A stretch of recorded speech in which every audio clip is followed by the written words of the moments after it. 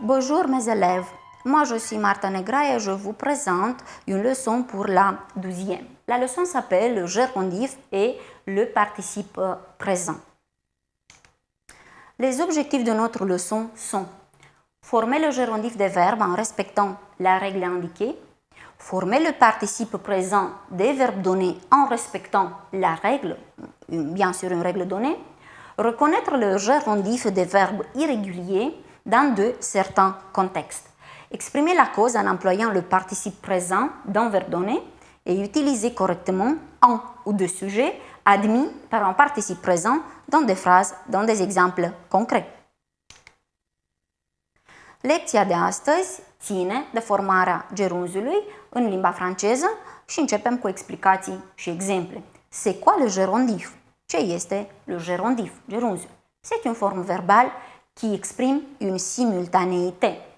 Exemple, vous préparez votre dîner en regardant la télé sau en regardant à la télé. E același lucru. Vă pregătiți cina privind la televizor. Se exprimă o simultanéitate. Alors vous préparez votre dîner en tant que vous regardez la télé. Il peut répondre à la question comment. Răspunde la întrebarea cum. Exemple, j'apprends l'anglais en parlant avec des allophones. Răspunde sau poate să răspundă la întrebarea cum. Cum învăț engleza? En parlant avec des allophones. Vorbind cu alofonii, da? Adică cu cei care vorbesc în mod curent limba engleză. Alors, j'apprends l'anglais en parlant avec des allophones. Moi, j'apprends l'anglais, une action, en parlant avec des allophones. Comment?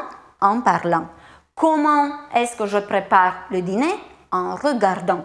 Comment est-ce que j'apprends l'anglais? En parlant. Il faut parler premièrement de la formation du gérondif en français. On prend un exemple. Notre exemple est l'exemple qu'on a déjà lu. Vous préparez votre dîner en regardant la télé. Mais comment arriver à cette forme-ci? Cum putem ajunge la această formă pe care deja am folosit-o, adică această formă en regardant? De unde plecăm? Există câțiva pași. Donc, il y a quelques pas à respecter. On prend le présent du verbe, première personne du pluriel. Luăm prezentul verbului, persoana întâi plural. Nous regardons. Avem indicată persoana, avem și o rădăcină, dar și o terminație specifică de indicativ prezent pentru verbele de grupa întâi, pentru că regarder este de grupa întâi. Ce facem cu această formă? Qu'est-ce qu'on fait avec cette forme-ci? On enlève nous et on enlève bien sûr ONS, la terminaison pour le présent. Înlăturăm subiectul, înlăturăm terminația de prezent și ne rămâne regarde, la care adăugăm ant, bineînțeles, la final și în fața acestuia. Și iaca, așa ajungem la forma en regardant. Il faut vous donner encore quelques exemples. De la verbele de alte grupe vă dau și alte exemple. De exemplu, pentru réussir, nous réussissons. Donc nous réussissons, c'est le présent pour le verbe réussir, première personne plurielle. Comment est-ce que j'ai construit le gérondif? J'ai enlevé le sujet nous, j'ai enlevé alors ONS et au radical j'ai ajouté ANT et puis en avant j'ai ajouté encore en. Donc en réussissant. Pour le verbe employer, en employant. Pour le verbe remercier, en remerciant. En ce qui concerne le verbe irrégulier, je vous ai donné quelques exemples. În ceea ce privește verbele neregulate, am dat câteva exemple. Ele există în anumite tabele specifice cu gerunzul pentru a fi învățate și pentru a fi exersate. Alors, seulement 3 pour le verbe avoir, en ayant. Pour le verbe être, en étant. Pour le verbe savoir, en sachant. Et un autre exemple.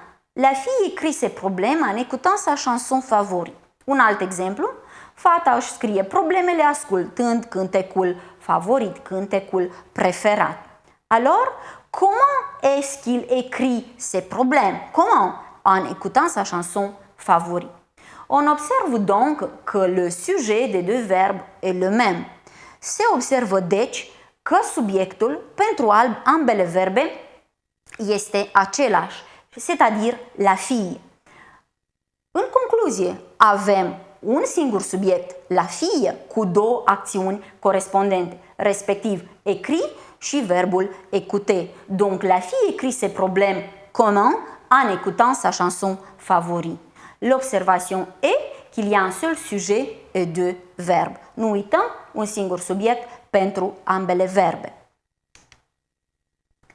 Pour la deuxième partie de notre leçon, il faut parler du participe présent en donnant quelques exemples et quelques explications. Il peut être remplacé par le pronom relatif qui. Pentru a înțelege despre ce e vorba când vorbim despre participiul prezent, avem câteva exemple. Alors, Montpellier est une très belle ville qui se trouve dans le sud de la France. Voilà, ici ça c'est Montpellier, donc c'est une très belle ville qui se trouve dans le sud de la France. Montpellier este un oraș foarte frumos care se află în sudul Franței. Alors, on emploie dans cette phrase-ci, on emploie le pronom qui pour exprimer ou pour bien s'exprimer dans le langage oral. Donc, Montpellier est une très belle ville qui se trouve dans le sud de la France.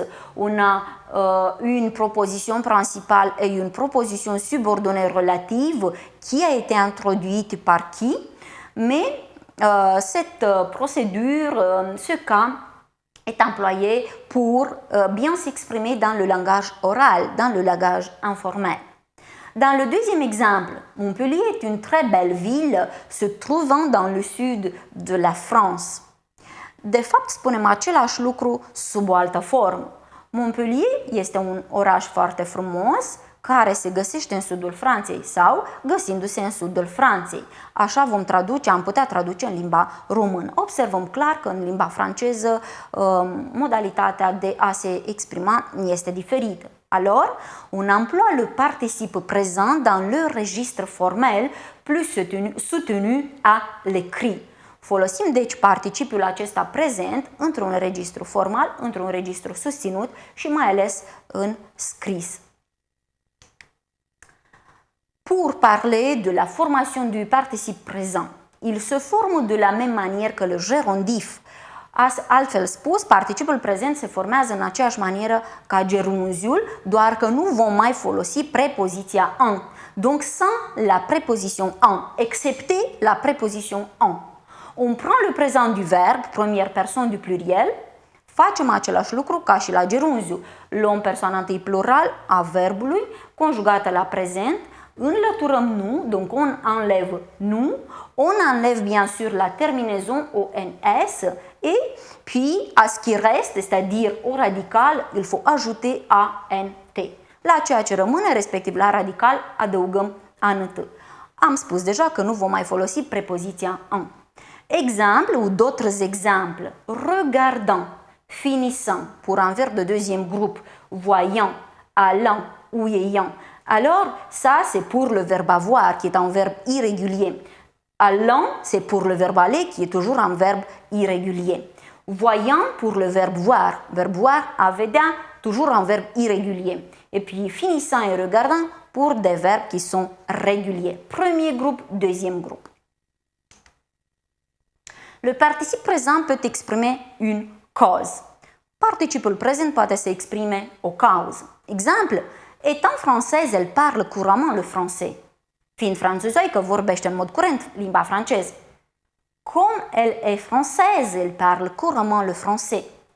Altfel spus, avem o altă modalitate, o altă manieră de a se exprima în scris și în oral, dar de fapt mesajul e același. Comme elle est française, pentru că este franțuzoică, dat fiind că este franțuzoică, ea vorbește în mod curent limba franceză.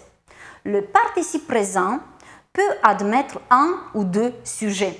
Participul prezent admite, are lângă el, poate să aibă lângă el unul sau două subiecte. Exemple, ayant bien des choses à faire, je ne sortirai pas pendant la fin de la semaine. Având multe lucruri de făcut, nu voi mai ieși, nu voi ieși în weekend, la sfârșitul săptămânii. Donc, un sujet, le sujet est je. Voilà, je ne sortirai pas. Eu nu voi mai ieși pentru că am multe lucruri de făcut. Et y a bien des choses à faire. Donc, en employant le participe présent, au début de la phrase, je continue avec le sujet qui est bien exprimé par le pronom personnel je. Donc, le sujet est je. Et voilà, le sujet, le seul sujet je, fait toutes les deux actions. Iată că un singur subiect face ambele acțiuni. Voilà, eu am multe lucruri de făcut, eu nu voi mai ieși la sfârșit de săptămână. En ce qui concerne le deuxième exemple, j'ai rencontré des gens français parlant parfaitement l'anglais. În cel de-al doilea exemplu, eu am întâlnit oameni de naționalitate franceză care vorbesc perfect limba engleză. Alors, il y a deux sujets dans cet exemple-ci. Avem de-a face cu două subiecte în acest exemplu. J'ai rencontré, eu am întâlnit, și cine vorbește perfect engleză? Voilà, des gens français. Donc, dans le deuxième exemple, il s'agit de deux sujets. J'ai déjà employé le participe présent, donc il est existant dans la phrase, il existe dans la phrase, mais j'ai aussi affaire à deux sujets. Voilà, je et puis les gens, des gens français. Je vous ai indiqué une source pour bien fixer par des exercices. J'ai déjà fait cet exercice pour vous. Complète l'espace blanc avec le gerundif du verbe indiqué. Completează spațiile libere cu gerunziul verbului indicat. J'écoute de la musique et je range ma chambre en même temps.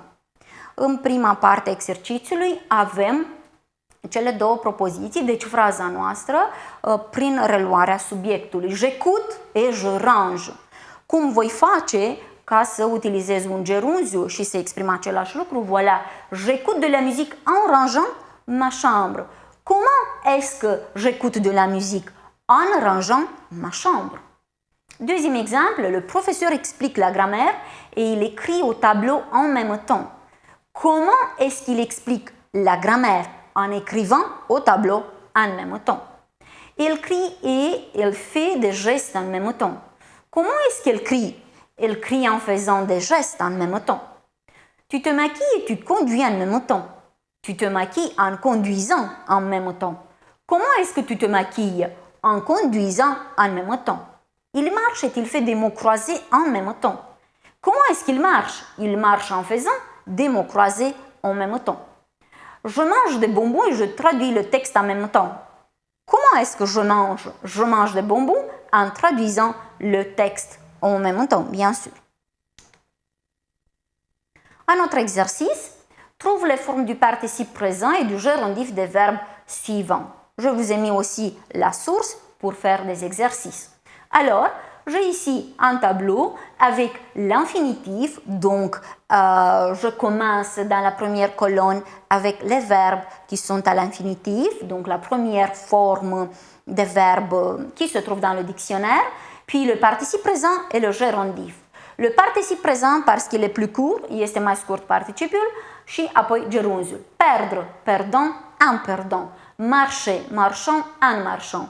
Lire, care este un verb de grupa a treia, a citi, lisant, en lisant. Écrire, écrivant, en écrivant. Et puis réfléchir, en reflectant, réfléchissant, en réfléchissant. Nu uităm acest WS pentru că este specific verbelor de grupa a doua.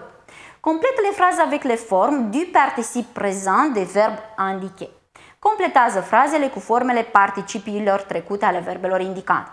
C'est une chambre qui donne sur la rue sau c'est une chambre donnant sur la rue. Dacă doresc să utilizez participiul prezent, îmi trebuie participiul prezent pentru verbul donner. Donc c'est une chambre donnant sur la rue este o cameră care dă către stradă. J'ai lu un livre passionnant. Donc vous observez la forme courte, donc c'est un participe présent, on n'a pas de on. J'ai lu un livre passionnant. Ne voyant pas le panneau, elle se gare au mauvais endroit. Nevăzând panoul, merge către un loc nepotrivit. Alors, parchează de fapt, elle se gare au mauvais endroit.